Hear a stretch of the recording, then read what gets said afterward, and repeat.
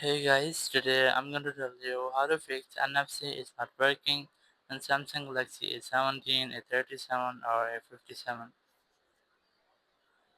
If you're using Galaxy A17, A37 or A57 and you're facing the issue that in your phone, your NFC feature isn't working, so let's see some possible fixes for this.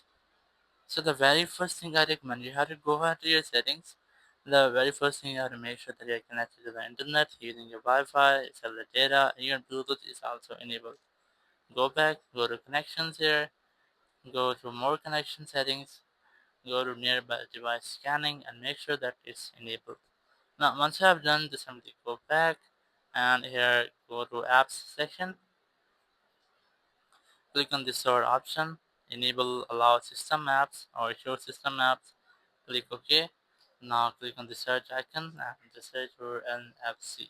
You might see NFC app here, click on it and so go to storage here, click on clear cache. To clear cache of your NFC apps, there will be any junk files or any temporary files blocking your NFC service. These might be removed, and once you have removed your junk files, your issue must have been fixed. If it's still not fixed your issue, just go to your settings app here, go to software update section, click on check for updates, and make sure your phone is up to date. You might have an pending software update here. If you have, just download and install the update on your phone. And once you have done, your issue will be fixed.